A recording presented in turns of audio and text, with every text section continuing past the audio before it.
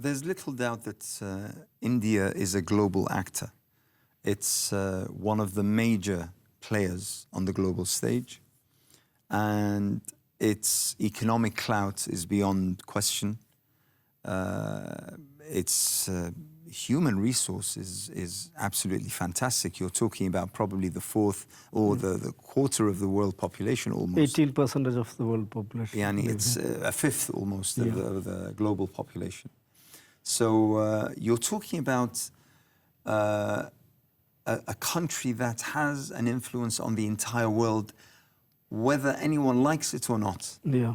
And in my few days visiting, the state of Kerala particularly, but I mean, there are many things that have exceeded my expectations, that have, been fairly optimistic. They're fairly positive. They sign to, or they indicate to a positive future. But it's quite clear that there are also some immense challenges. So if I was to start off by asking what are the main challenges that face India as a whole, the Indian people, the Indian population, what are the main challenges that face them? But also, more specifically, the Muslim population in India. What are the things that they're worried about? What are the things that civil society organizations are trying to overcome? And the problem when we talk about India, of course, there's a country named India, but you cannot find as a unique pan-Indian culture, as a single Indian, what we call Indian identity. India is in Indian Constitution. You see the first sentence of Indian Constitution. India is a union of states. So India is in a union of 28 states and couple of union territories, and we have different languages, cultures, subnationalities, cuisines, and all. So what's the main challenges or main features of India? India does have immense features, immense peculiarities, and so on. You were in Kerala for last couple of days.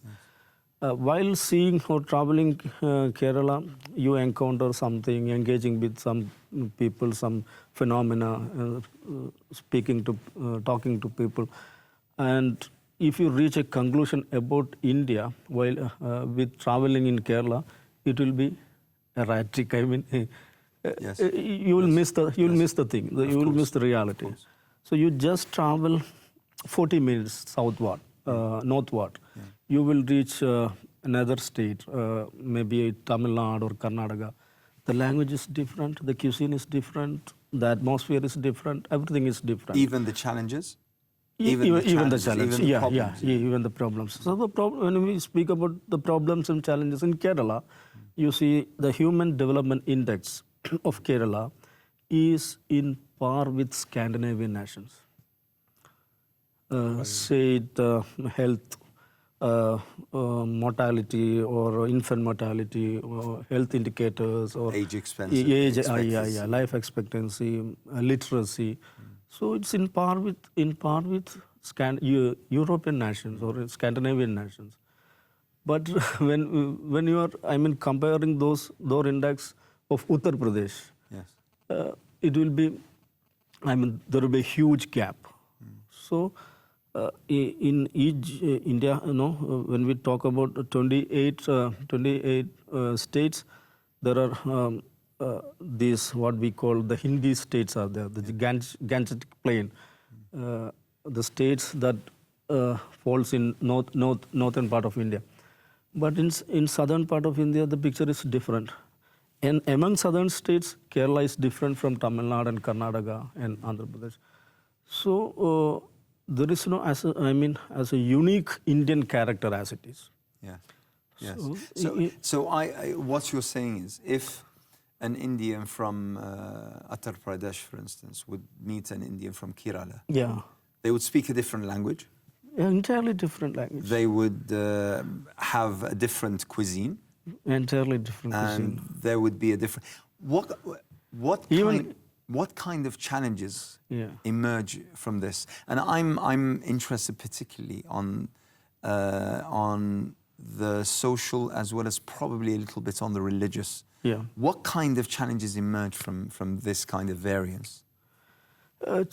That's again, I'm saying the challenges in the sense in Uttar Pradesh. You talk about Uttar Yes. Pradesh. In Uttar Pradesh, you know, Which is the biggest of the which is Indian the states. biggest Indian state and which has the highest, Muslim population. Yes. Not in terms of percentage, but in terms of absolute numbers. Right. So a couple of weeks before, there were a big issue. One mosque was surveyed by the authority. Survey in the sense, local court ordered a survey that somebody submitted a complaint that idol is beneath the mosque. So the moment the mosque is confiscated. The mosque is surveyed by the authority, and it caused a lot of problem and police shooting. 5 people were killed and all. So that's the situation there. But when you comes down south, the density of issues, density of problem, that again comes down. So that difference is there. So and when you talk about North Indian Muslims, Uttar Pradesh or Bihar or Rajasthan, they speak Urdu language. Yes. But the Hindu population there, they use Hindi language as their mother tongue. But when it comes down in Kerala or Tamil Nadu, both Muslims and non-Muslims, they speak the same language. Kerala Muslims speak Malayalam, and the entire population of Kerala, they speak Malayalam. A Kerala Muslim can't even, majority of the Kerala Muslims, they can't understand Urdu. So that's when we talk about Indian Muslims, we will have to, be more specific. Yeah, more specific and more precise. Okay. There's no country probably in the entire world where Indians haven't traveled to as expats and migrants. Yeah. And I include in this the United Kingdom, where I come from. And this is obviously, you'd be happy to know probably that in the UK, one of the favorite takeaways and favorite cuisines is the Indian cuisine. Yeah, the Indian cuisine, even Mughal cuisine. Mughal, Indian, whatever you call it. It seems now that I've tasted the original cuisine, it seems that we mainly have fake Indian food. But it's in my view, it's a positive thing that Indians are now reaching around the world. Yeah. But the problem is of recent times, and I'm going to mention the UK as an example. Recent times, the kind of immigrations have been young Indians, mainly, I would say overwhelmingly, of the Hindu faith, who have come and are full of Hindu nationalistic motivations and tendencies. And that is, in my own experience, in my personal experience even, different from the migrants of the 70s, the 80s, the 90s, of the past 10, 15 years. What has changed? Why is this that all of a sudden, and by the way, these have, either directly or indirectly created troubles, including the riots that happened 2 years ago in Leicester. And all of a sudden, we're discussing even in Parliament, the Hindutva ideology, we're talking about this nationalistic movement, we're talking about, this is being discussed in Westminster in the House of Parliament by both sides. So why has this happened? What's happened of late to make this a phenomenon? See, Anas, I am not well informed what happened in UK, but the surge in this, what we call the hyperbolic nationalism, what we call a kind of hysteric nationalism, that's evident globally. Even you see, that is the thing you see in Germany, in many Scandinavian countries and all. In Britain itself? In Britain, okay. Absolutely. So India too passes through a phase of this kind of hyperbolic nationalism, what we call, so this right-wing nationalist tendencies. especially after 2014, after the start of Modi regime. So the Indian youngsters are basically who are going to study in UK. They are coming from upper middle class families. So that's major centers of this right wing ideologies. So the students who are motivated by right-wing ideologies they are going to different places and they bring the same ideology to the land they reach. So that's the thing what you witness there. So which is I don't think it's only confined in UK. It's very much prevalent in all diaspora, Indian diaspora, in the States, in Australia, in all parts of the world. Is this, okay, so let's talk about, since you mentioned it. 10 years ago, Modi became the leader of the country, and he has become a major player on the global stage. Yeah. I mean, along with leaders such as Putin, such as Erdogan, such as, he's one of the most formidable leaders in the world. But what has he brought to India that has created this wave of nationalism? Basically, the party behind, party represented, Modi represents, so the BJP. The core ideology of BJP, that is Hindutva. Hindutva is, India had a magnificent past. India had a magnificent past. India was India had a glorious golden past. Who ruined it? The invaders. Who were the invaders? Okay. The Muslims, the British. So the invaders, the Muslims and the British, they came and looted and they destroyed our golden past. So our motto is to regain, re-establish our the so-called golden past.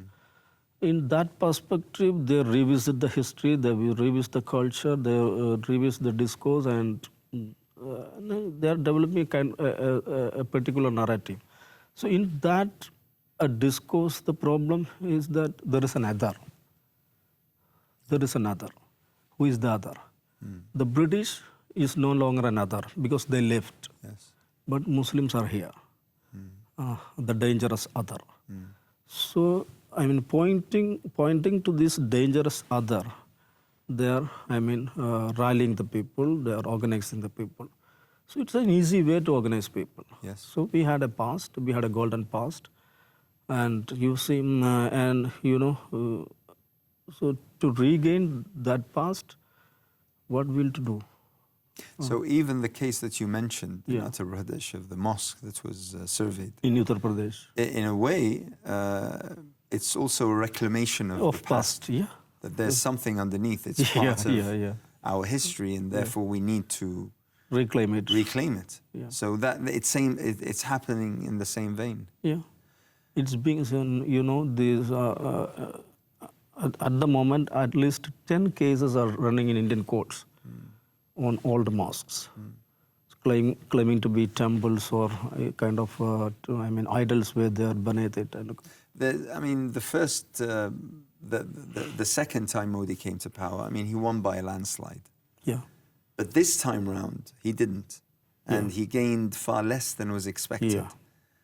What does this indicate? Does this indicate that there's a disbelief in his policies, or does it mean something else? No, you see, people, a kind of what we call water fatigue or desperation will be there. Yes. When we talk of India, there is, around 1.5 billion people. Among them, good amount of them are youth, So you cannot satisfy them always with this kind of, hysteric slogans. Yes. Only by rhetoric. Okay, by rhetoric you can attract them in 2 elections, but you'll have to deliver. Yeah. In that perspective, Modi couldn't rise up to the expectation. Yeah. And the opposition, there was of course a pre-poll opposition alliance, even though it was a loose alliance. there was a pre-poll opposition alliance. So one thing you'll have to note that even though Modi was in power with a thumping majority, the total percentage of votes he shared was below 50%, below 40%. That means 60% of voters are against him, but it was, kind of division were there because opposition. There were many opposition parties. There was no pre-poll alliance and kind of things. So this time there was a pre-poll alliance, even though it was a loose alliance. So there was a leader like Rahul Gandhi, and he traveled length and breadth of the nation and talked to people. So a kind of hope was there. Yeah. We can beat this hope was there. So that worked. Worked a bit. So that was the main reason, I think. So even though these Hindu nationalist parties are very much strong and they have that much capacities and all, a good number of Indians, they are secular. They are against religious division. And they carry the idea of inclusive India and all. When you say that the young were despondent because Modi failed to deliver, failed to deliver how? Economy? Yeah, economy, Jobs. Yeah. So also social elements of life. Even the problem when if you deliver in the first first phase of your governance, a kind of rise of an element of what we call this middle class. Yes. Their level get better. Yes. So next time they will aspire more. Of course. They will ask for more. Of course. So you will have to rise again. Yeah. So that's a challenge when there is a big amount of middle class. You'll have to perform well. You'll have to deliver well. Every time. Yeah. Otherwise, people will get agitated. So that's a problem when we deal with an emerging middle class. Yes. So the aspiration is, it's ever time. Yes. There are certain events through modern history that are seismic and that have a long-lasting impact. And one of those events was the separation of India and Pakistan in 1947. Do you find that there are still effects or impacts or remnants of that kind of division? The reason I ask is that I'm surprised by how many conversations I had with various people, with academics, with journalists, with people from various segments of community. And when I ask them about something, they refer back to Partition. 1947 and the separation of Pakistan. So partition is the word used here. The partition. Partition. So the question is, does this actually still have an impact, or have people just considered one element of life and the history of India, and now we're moving on? What kind of impact did that play? And that's the problem here. The first problem I mentioned again comes here. While sitting in Kerala, we are not aware of partition. So that's a problem. So even because of distance. Because of distance. Right. Because we were in Kerala, that the idea of partition didn't have any impact at all. So the same thing you experience while talking Indian academics and friends, the same thing I experience when I talk to my North Indian friends. Okay. Yeah. Okay. They still carry this stigma there. And what's the stigma? No, so we have given your share. We have given your share. Yes. Then why? Why you are here? Why you are here again asking for more? Okay. This is the question. This is a WhatsApp question. Right. This is a question that can be easily forwarded through WhatsApp. Yeah. So that thing is there in Indian psyche That's what I felt while I traveled North India. So that was a big, what we call wound, big wound in Indian psyche. Yes. I mean, obviously, when we're talking about India and Pakistan, we're talking about two nuclear powers. Yeah. So we're talking about something which is potentially quite serious. Yeah. But this feeling, I mean, the one that you just described is problematic to the extreme. It's as though there is an element of Indian society that accuses another element of Indian society of not belonging, that they don't belong, that if you want, you can go somewhere else. And that's a problem. That's a problem in terms of cohesion, in terms of social, coming together, in terms of the possibility of developing and growing. See, what is the harshest slur Yes. that can be used against an Indian Muslim in India? Chalo Pakistan. Go to Pakistan. This is a slur, widely used slur. So even recently, a court judge, that's again from South India, he mentioned the same wording while delivering a ruling. And this so he was, warned by the higher authority and all. He registered his apology and all. Yes. But that comes. When it comes out, it means something. Yeah. And this is 78 years on.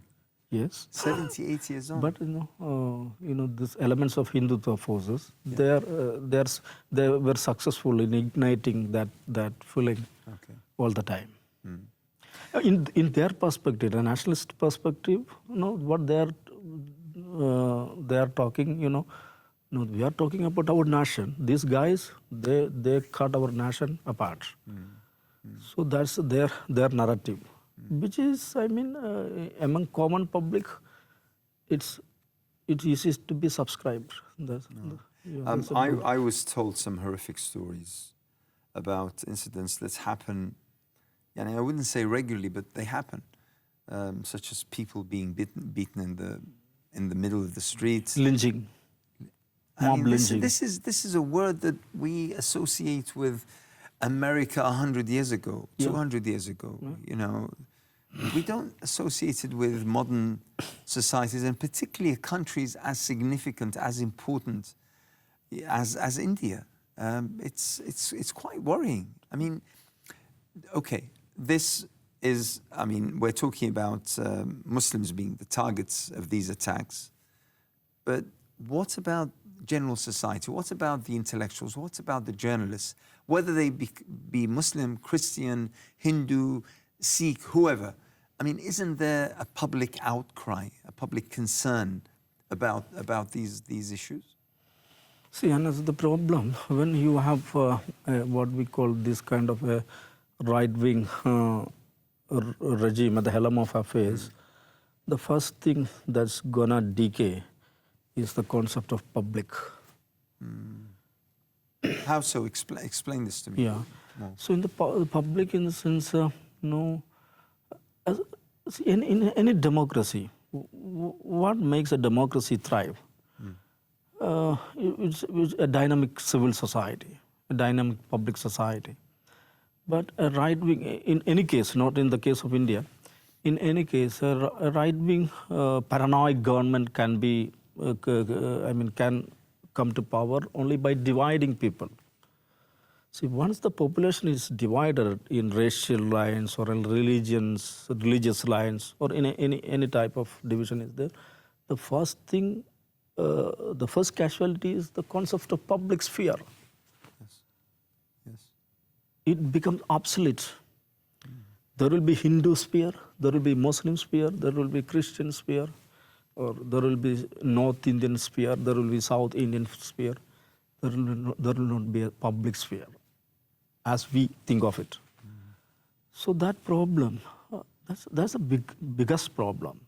A divided psyche will be there.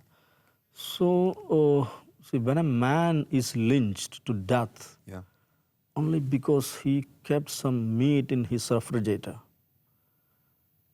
In the first instance, once the first instance happened, I just gone through the newspaper, the journals online, section on that.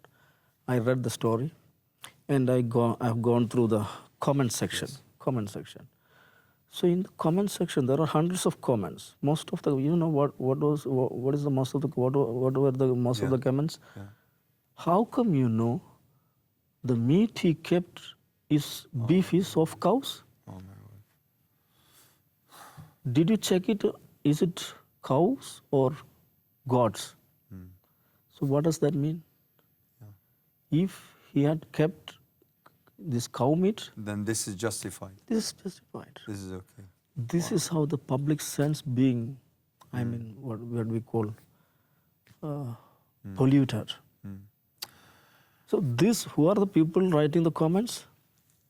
The educated English writing. No, I'm not speaking about any Hindi or Malayalam newspapers portal. An Indian English newspapers portal. So those who write comments, they're the people who are able to write comments in English, and those who are able to access English websites and all. They are not laymen. They are, I mean, what we call educated upper middle class people. Let me talk a little bit about Indian Muslims here in Kerala. I've gone around to several areas, districts within Kerala, and to be perfectly honest, I've been quite impressed with the infrastructure that Indian Muslims have managed to come up with. Whether it be in terms of the mosques, but also the social institutions. I visited, for instance, in Waynard, which is a beautiful, beautiful region, I have to say. I visited Peace Village. I visited an institution for the Holy Quran, al-Qura. There is the Al-Jamia al-Islamiyya. And various other organizations, media organizations that I've come across, which, and I'll come to Media One, but those social facilities, that social infrastructure is extremely impressive. What makes Kerala Muslims more capable of, and by the way, I was surprised, I have to say, that when I was taken to a restaurant, I was offered beef, which I didn't think was possible. So what makes Kerala unique in that perspective? I have told you about, the standard of living in Kerala, and the HD, Human Development Index and all. Right from the start, you see Kerala's, what is the tagline of Kerala? Kerala, God's own country. Yes. This is You know that in England we call Yorkshire, the district of Yorkshire, they call it the God's own country. God's own country. So, yes, but I assure you, Kerala is much more beautiful. No, this is, trademark. You can use it. So right from the, beginning, Kerala has a unique history, unique culture and all. Geographically, we are kind of, what we call protected. I'm not sure whether that word is fit. In the eastward we have these mountain ranges, yes. And westward we have Arabian Sea. Right from prehistoric period, it is said that Kerala had connections with Arabs. The King Solomon, yes. The times of King Solomon, there were trade relations and all. It was written like that. And in terms of Muslims, right from the period of Prophet himself, Islam came here. The first mosque that you must understand, the first mosque that built the entire Indian subcontinent was in Kerala. The first mosque. I think you'll find time to. I hope so. I really hope so. I really hope so. Okay, and if it was not historically proven, in the times of Prophet himself, yes.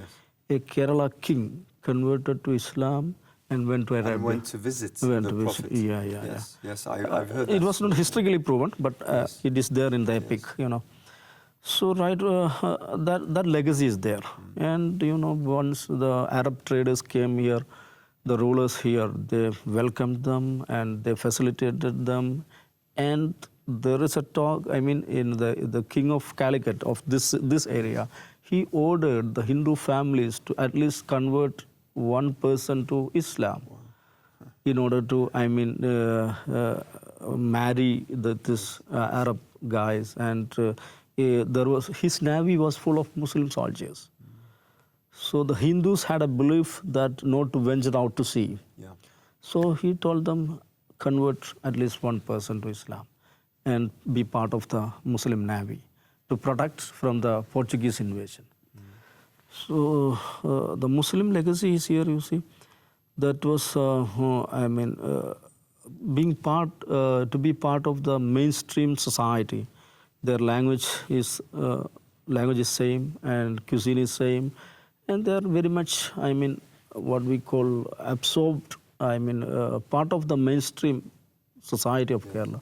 So their political participation, their participation in educational, cultural, media, everything is, just like what other communities are participating, they are also participating. They are not being treated as someone other. I was pleased to find that I visited, for instance, Peace Village. Yeah. When I asked, I said, whether it be the residents or whether it be the staff, and I was told, no, we have Christians, we have Hindus, we have, all sorts, because that's how we create a community, and I absolutely welcome that. In North India, you can find Muslim bastis. Basti means localities. Okay. Muslim bastis and Hindu bastis. Yes. But in Kerala, you can't find such a scenario. Okay. They're, mingled. So is Basti close to ghetto? Yeah, kind of. Close to ghetto. Yeah. Yeah, it's evident that the situation in Kerala is quite unique. And I agree with you regarding the history. I actually visited, when I first arrived, I visited the Mishkal Mosque. Yeah. And I read its history.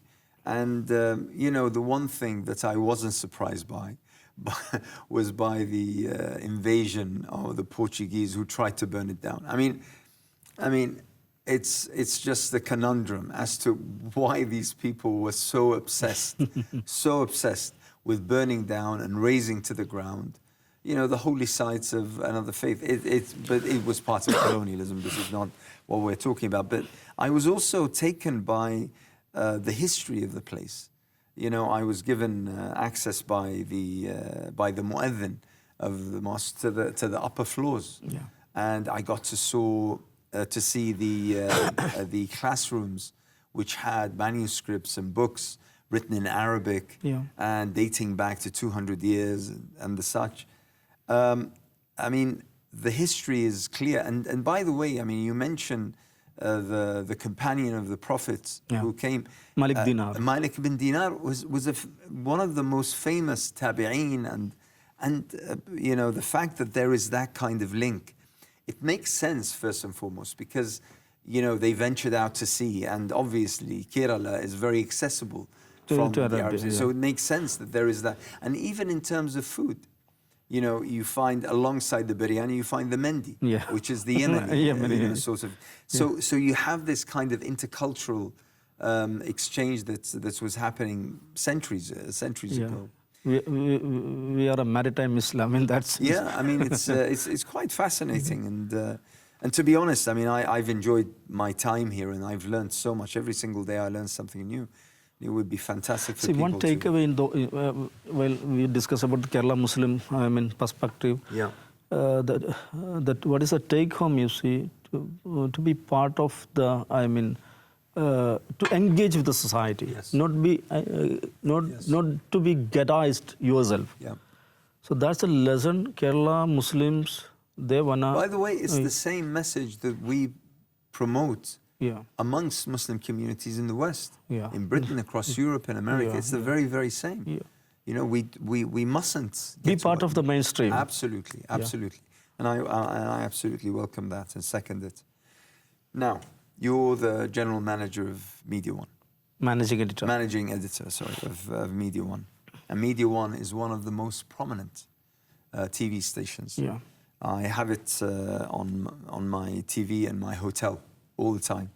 Although I don't understand The language. Malayalam, but I enjoy the graphics and the action. Yeah. Sometimes it gets heated, people shout at each other, and that fills me with excitement.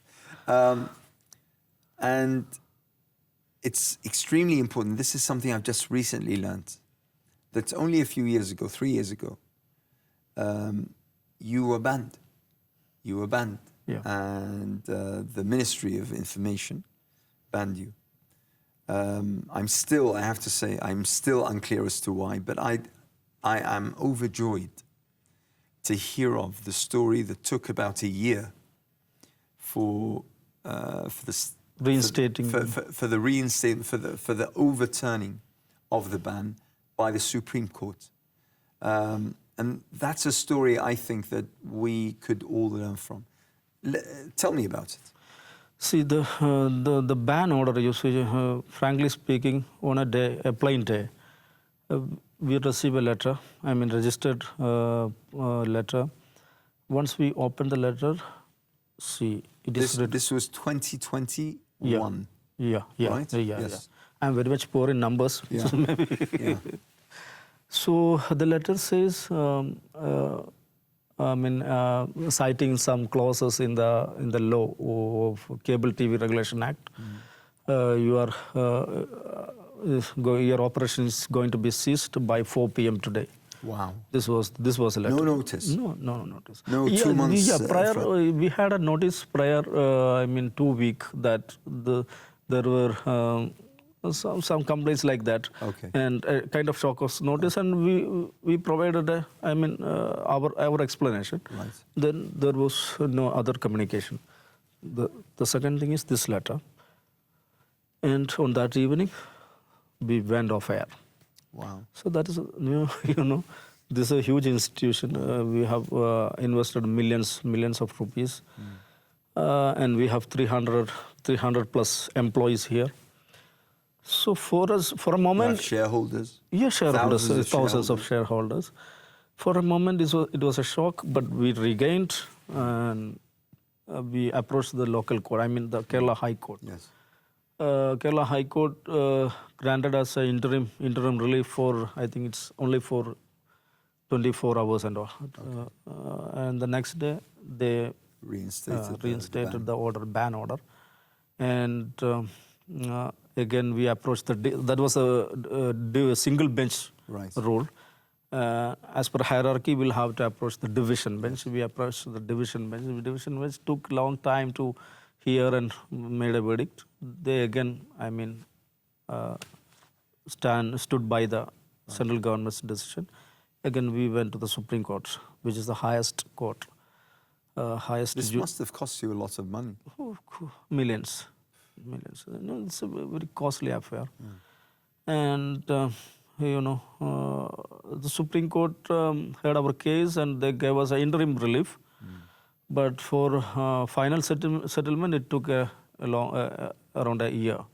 So, unfortunately, you see the final court verdict, that was a classic textbook for Magna Carta for this, what we call press freedom or freedom of speech. Yeah, I read through the documents and the ruling was fantastic. Yeah, fantastic, and it has immense. It has immense influence on Indian judiciary.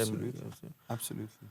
So for us the main problem was that, see, we are not informed why. Yeah. What is the reason? Which is incredible. Yeah. Until this day, until this you don't day. know exactly what precisely what it is that you did wrong. So what the government pleader, government counsels convey to the court, which cannot be disclosed. Wow. It will be the national security will be compromised. Oh my word. Yeah. Oh my word. So they forwarded a sealed cover. Right. Sealed cover to the court. So we become defenseless. Yes. Yes. What should be our defense? What do you do What exactly? should we do? So our counsel, he argued in Supreme Court against the very concept of sealed cover itself. So it becomes you place the accused in the dark. So the Supreme Court, it explicitly, found that the sealed cover is not a fair practice. Again, in that perspective, too, our judgment is a landmark judgment, because it has made a clear statement on this sealed cover jurisprudence. Exactly. Yes. So what we understand through the verdict. There were, the verdict quotes some words in the sealed cover.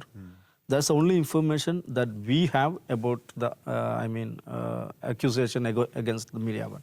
So in that verdict, it is somewhere it is written like that: anti-establishment, anti-national. So what the court said, a media institute, a media organization is essentially anti-establishment. Absolutely. Absolutely. Yeah. No? To have a functioning, robust democracy, Absolutely. there should be criticism. Yes. There should be criticism against the government. Yes. So it is written in the court judgment. So in that perspective, even though we had lost lots of money, our reputation, many working days and all, in Indian judicial system and Indian what we call media fraternity, it's a big thing. It's a big achievement to have such a great verdict. What was the public's reaction, as well as I'm politicians, councillors, whoever? What was the general public's reaction to this? In Kerala, everyone, irrespective of party affiliations and religious affiliation, they stood by us. Excellent. Stood by us. Of course, the ruling party, the national ruling party, the BJP people, of course, they can't do that. Yes. They were against us, but in Kerala, their representation is not that much big. In Kerala, all parties, civil society movements, journalist union, other media organizations, they all stood by us. In national level too, the elite, what we call elite intelligentsia, major, journalists, jurists, advocates, they all stood by us, and they, in parliament too, MPs from different parties, they raised their voices for us. So in that sense, it was a beacon of light, and it was a ray of hope in a dark time. But end of the day, what I feel, it was a great thing to have such a fight and to be victorious. Yeah, to be honest, first of all, fair play to the courts and the judiciary, because reading that document, that ruling, is truly something that ought to be taught. It ought to be taught in legal classrooms, particularly pertaining to the media establishments and media institutions. I think that's something. Also, there's something about that if you accuse anybody of being anti-national, then you have to have proof. You have to have evidence. You can't just go around telling people that you are anti-country or anti-interest of the country or such. Of course. So I would advise people to refer to that, and I will definitely learn more about this case, because I think it needs to be taught. I think it needs to be promoted, and the story needs to be told. So let's talk about what you hope for the future. India is a fantastic country in terms of its resources, natural diversity, the human. Industry, the human resources are absolutely beyond what you can put in words or figures. It's immense.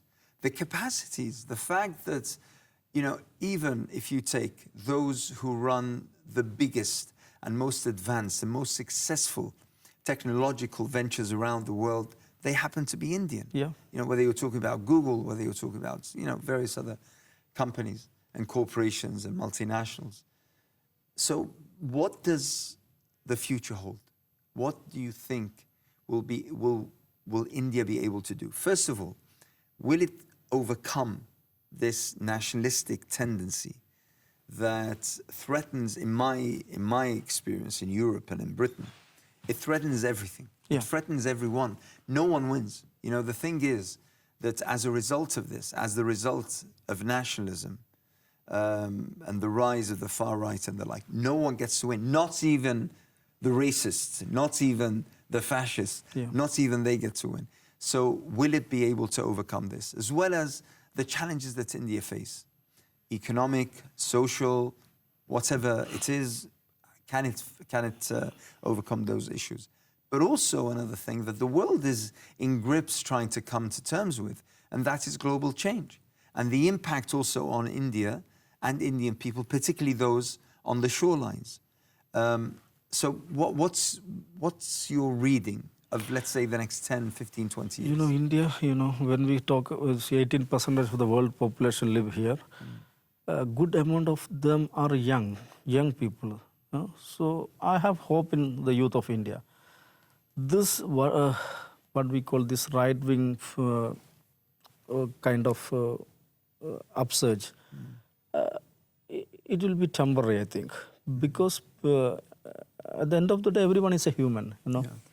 So if we can talk to people, engage with them, convey the ideas, there will be change. Of course, there will be change. And you cannot lead the entire population, the entire day, the entire age in a direction that is, pointed to a particular other. Yeah. Look there, your problem is there. So, okay, this will work for 1 or 2 years or 5 years or a decade. It will not work for a long period. So what I feel is that talk to people, engage with them, and there will be change. And India has immense potential to be a global leader. Yeah. Of course, in the direction the Indian government, the direction the sums in terms of production and in terms of economy, so they have a vision. They do have a vision, and this young population, it's a great asset. It's a great asset. So once this young population, they are exposed to global economy, global players and multiple ideas and things, this will get change, I think. You, as managing editor of Media One, and someone who has his fingers on the pulse of your audience, what is the impact of the international scene? And particularly, let's talk about Gaza for the past 15 months, recently Syria, but also other global events outside the Middle East. Muslims in China, various other issues. We didn't talk about Kashmir, but this is something that is also close to here. So what's the level of interest? What's the take? What's the kind of engagement that there is with these issues? We in Media One, we do have dedicated bulletins and programs on international affairs right from the starting, and we are the few local channels to have that much of coverage on international affairs. And in terms of Palestine and Gaza, a good amount of Keralites, people here, they are living in the Middle East, so they are very much interested in the developments that happens in Middle East.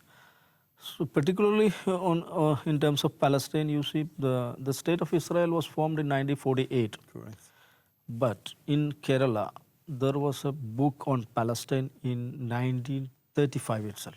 Wow. So the relationship between Arabs, the Palestinians and Kerala, early on. Fairly early.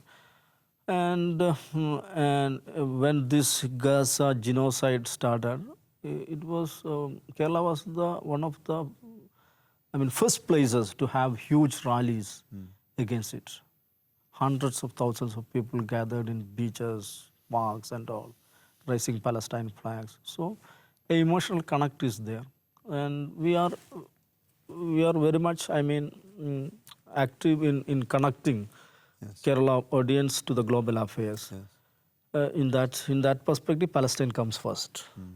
Of course, in other areas of the American election, UK election, the developments happens in Germany, the Brexit, the France, Paris things and all. And of course, the developments that happens in the field of sports, especially in football. You know, if you travel to the remote villages Yes. of Kerala, you will find I've seen jerseys of children yeah, wearing you will find Manchester City, Manchester City, Liverpool, Arsenal shirts. Yes. of PSG, and Yes, there will be yes. fan fight and all. Yes, yes. So that exposure is there. So the Indians feel themselves as being part of the world. Yeah, of course. They are Yeah. part and parcel of the world. They are interested in what's happening in the world.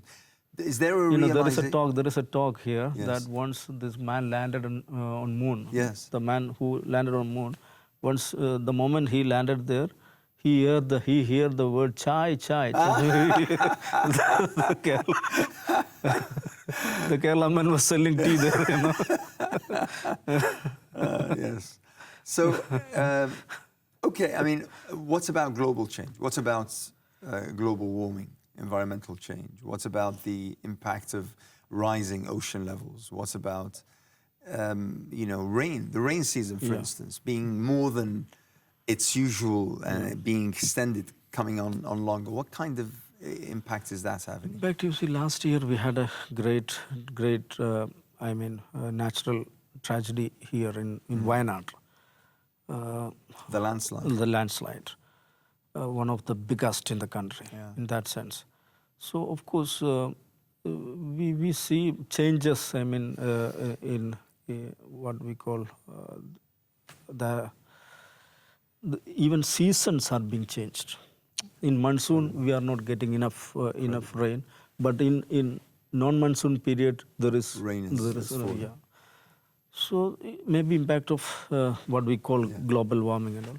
But in Kerala, you see, there is you cannot find big factories, big factory industrial complexes not in Kerala because Kerala is a highly densely populated state. From the one end, right from the one end to the other end, it's just like a big city. Every village, town, cities are mutually connected. Driven for hours. You cannot demarcate. There's no end and beginning. You cannot demarcate what is rural, what is urban. Right. It's an urban society in that sense. Right. So every nook and corner there is population. So big factories and industrial complexes is not possible here. So in that sense, that's a great luck for Kerala. Yes. No pollution in that sense. But at the same time, the changes that happens in the total atmosphere, that's getting affected, and there are changes that we feel: unexpected floods, landslides, rainfalls. I am not qualified enough to explain what is the reason behind it, but we are experiencing some changes for last 1 decade in that sense. Yes. As a community, wherever 5 years back we had a great, devastating flood throughout Kerala. But at the same time, when the social solidarity among people, that's bigger than the flood. So that's a great, what we proud of ourselves.